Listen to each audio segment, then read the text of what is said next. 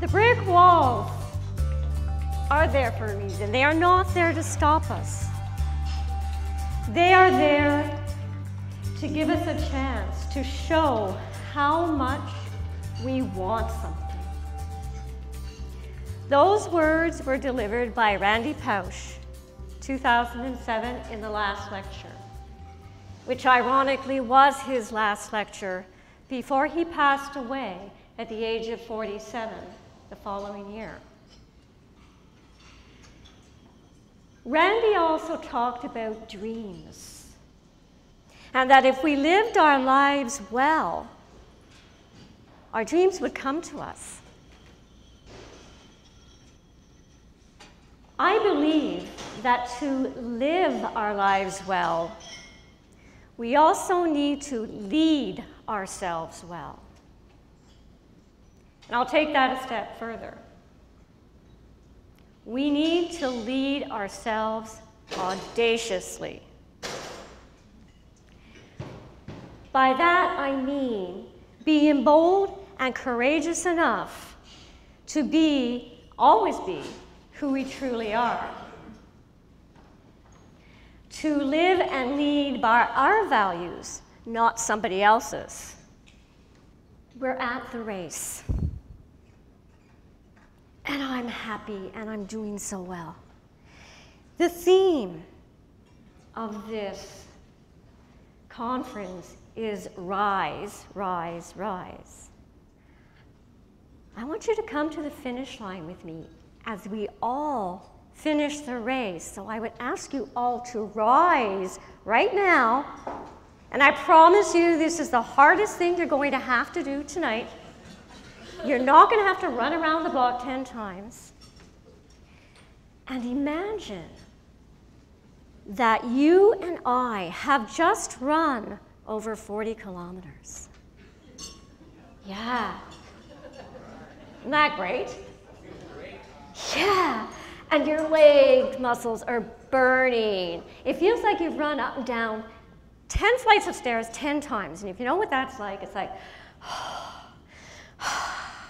and your leg muscles are tightening up, but it doesn't matter because your heart is pounding with excitement. And now we're about 800 meters from the finish line, and you can hear the crowd clapping and cheering and encouraging you to get through that finish line. Yes, yes, yes, you've done it. You have just done one thing. Only about 1% of the population ever does. You have just completed your first marathon. Give yourselves a hand. The lesson that I learned in this one was determination. Because I could have thrown the towel in at the first injury. I could have decided, forget it, I'm not going to find another race. But determination got me to my goals. And not only just determination, but the level of my determination determined the level of my success. That's the lesson. The level of determination determines the level of your success. Somebody once said to me, well, Dale, how do I know I have determination? You know you have determination when you really, really, really, really want something. All right, but what happens when I get those brick walls and all those challenges and it's hard? What if I lose my determination? One thing that I like to do, and it may work for you as well, is I sit down and I write down all of the accomplishments that I've achieved so far. And then I look at the list and I go, determination got me to do that. That's it. And your determination will come back. And when you want something as much as you want air, you will get it. was the first lesson. Race day comes, buses pick us up at 5:30 in the morning.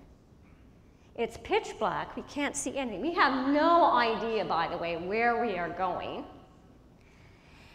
The buses stop and they drop us off in a place called Jean, Nevada. Please raise your hand if you've heard of it. We do, we have one person. You're very fortunate because really nobody lives there. Right? We get out of the bus and the only thing that we see are the bright flashing lights of the Golden Nugget Saloon. I get to about 5 kilometers before the finish line, and I decide, this is really hard, I'm going to find a buddy to help me get in. They can run me in, help me to get there. I finish on time. Well, I see this girl over here, and I go, do you want to run in with me? And she says, oh, please. This is my first marathon. My boyfriend's already finished. He's at the finish line, and I'm having a really hard time. And Dale goes, all right, another choice. Because I would really like to make my time. So I can choose to help her run in, or I can choose to find somebody else. And this is where I learned my second lesson of servant leadership. Helping somebody else achieve their goals, even if it means putting something aside for myself. I have to tell you that the prize for me that day wasn't the finisher's medal that they put around my neck. It was the words she said to her boyfriend after she crossed the finish line. She said, she helped me get in. That was my prize. And I think that's why I do what I do today. Help other people succeed.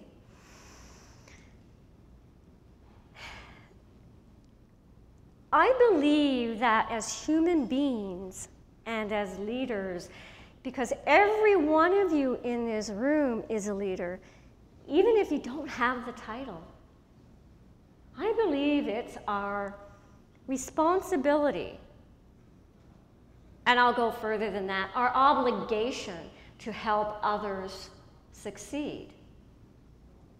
Dale Carnegie once said, expecting gratitude. So no, we won't always get thanked for the things that we do, but it'll come back in a different way. And that's the satisfaction that you get. Jackie Robinson, the famous baseball player, once said, a life has no meaning except for the impact it has on others. My question to you is, when you go back to your jobs on Monday, who can you help to succeed and achieve their goals? Lesson number 2, practice servant leadership. I want to qualify for the Boston Marathon. And this year, I know I can do it because I've trained and I've done enough marathons. I know I can do it. And the good thing about turning 50 is I'm in a different age category to qualify. Yes. And that year, guess what? I had 10 more minutes. 4 hours and 14 minutes. How wonderful is that? And I know I can do it, so I picture myself coming across the finish line in 4 hours and 13 minutes. Yes. And then a brick wall came up. I quit. And then I thought, DNF beside my name, did not finish. Now that's not going to happen. Maybe I've hit the wall. Maybe this is the wall they keep talking about, because I don't think I've ever hit it before. You know what? I have to finish. So somehow, some way, I just dug deep down and pulled up enough strength and courage to finish. I crossed the finish line in 5 hours and 9 minutes. I visualized, why didn't I make my time? This is where the lesson came in. He looked at me and he said, why can't you forgive yourself? Nobody had ever said anything to me about having to forgive myself. It's so easy for us to forgive other people, isn't it? Little things that they do, and we tend to forgive them, and yet for ourselves, we continuously beat ourselves up, beat ourselves over the head, and for what? We lose out on a lot of happiness that way. And life is not meant to be lived with the intention of arriving at the grave in a perfectly preserved body. Hell no! It's about sliding in sideways at the last minute with that glass of wine in one hand and a box of chocolates in the other, and a body perfectly used up and shouting, woohoo, what a ride!